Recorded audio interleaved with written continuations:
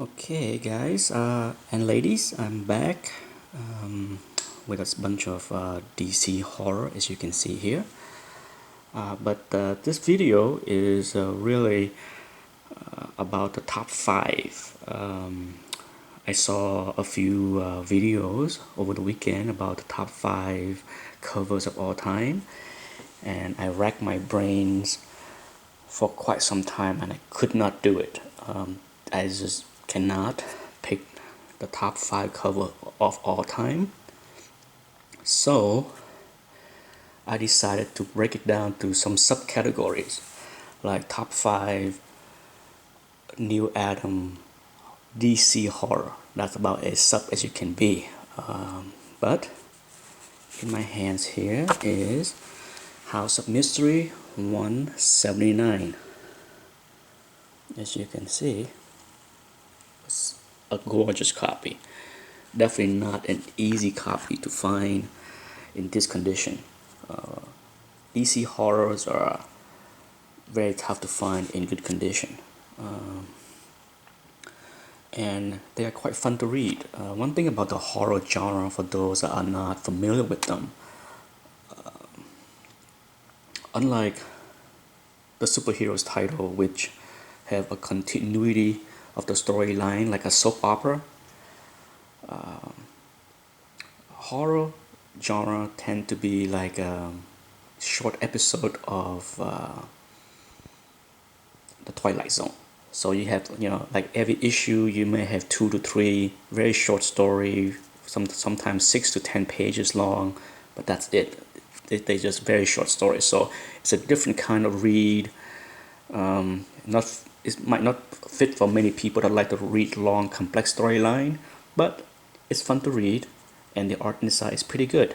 But this right here is a fantastic Neal Adams cover, worthy to be in my top five all-time DC horror cover. What's special about this issue also is the first work of Bernie Wrightson. I will do another video about Bernie another time, but no doubt in my mind, he is the best horror artist out there. Neal is great, but when it comes down to horror, I think Bernie Wrightson is the top pick for me.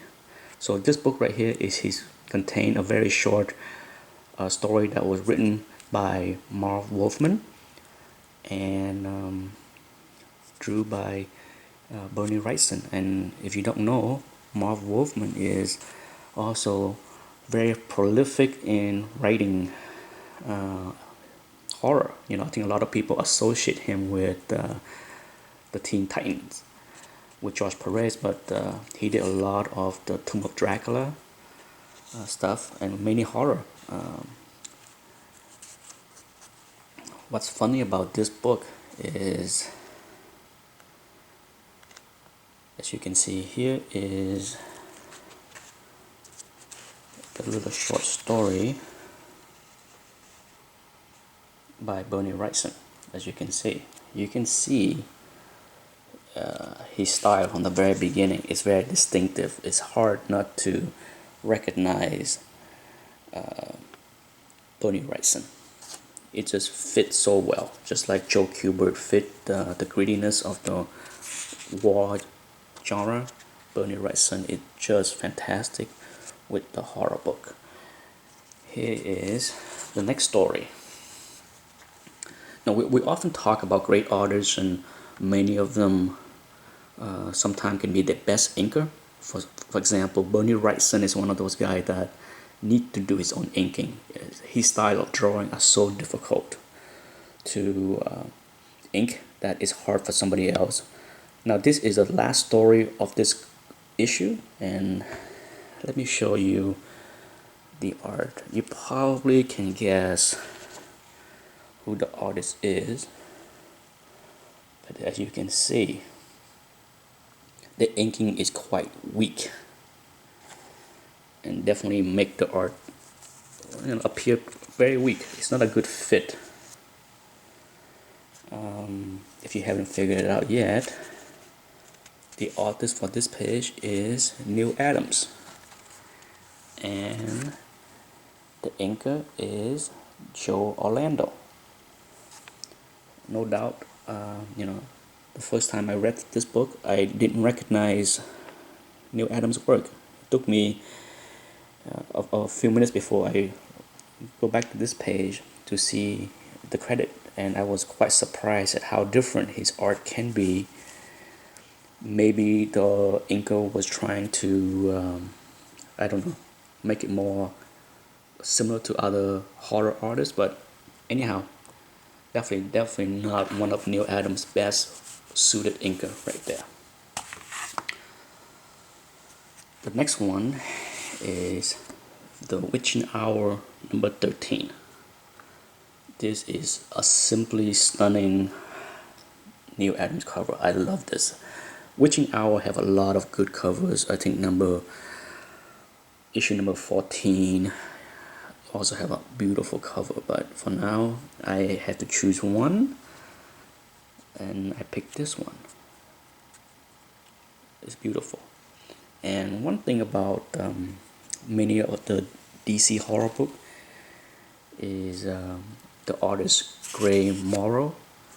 I think that's how you pronounce his name. He is fantastic. Unfortunately, he does not do a lot of work, but prior to Neal Adams, I think this man does fantastic work that's have similar, I wouldn't say Neal Adams copy him, but they both have a very similar realism style. And Morrow did a lot of horror, even do a lot of horror magazine. So long before Neal Adams, he was winning a few Hugo Awards, which is the awards for sci-fi artists and stuff like that, and he won a couple years in a row, I believe. So he's fantastic. So if you ever have a chance to read DC Horror or Horror Magazine, look up Gray Morrow. I think you will be very happy with his artwork. Fantastic. Okay, so that's 2 down. Number 3 is A House of Secret. No doubt, I'm sure you have seen this cover many times, and not much to be said, but it is simply gorgeous. This book here has a few spine ticks there, but otherwise, sharp corners, and the rest of the book is just beautiful. It's funny because I often mention to people that if you look through horror magazines or comic books, this style of cover has been swiped so many times. Either you see the finger gesturing to people to come forward, or the hand coming out grabbing something. It's done quite often. I'm sure you can. I'm sure if I go through my horror DC book, I can bring out a dozen or more books that have the same kind of cover. Here is number 4, Another House of Secrets. This is beautiful. Also, this book, as you can see, have a couple of big spine tick there on the spine. It's just beautiful. Neal Adams is one of those guys that can draw just about anything. So it's not a surprise that he can draw the DC horror book like this. But I love this cover. And it's pretty hard and expensive really to buy these things, super high grades. So I'm quite happy with what I have here. Good enough to keep and read and enjoy. Last but not least is this one here. I owned this book for quite some time, but it didn't dawn on me that it was Neal Adams. I picked it because it is so beautiful, yet so not Neal. I didn't realize that was Neal Adams until maybe 2 years ago. But as you can see, this book is stunning, gorgeous.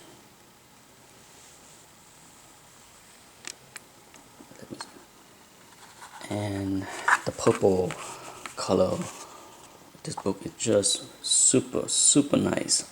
And as you can see,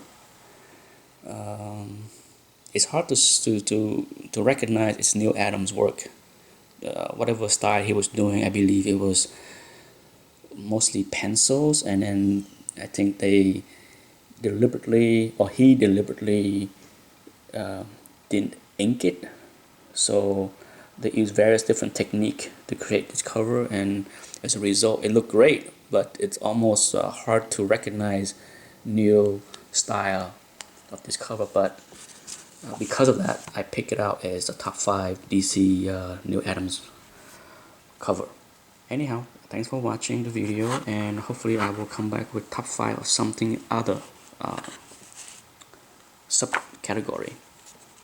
Bye.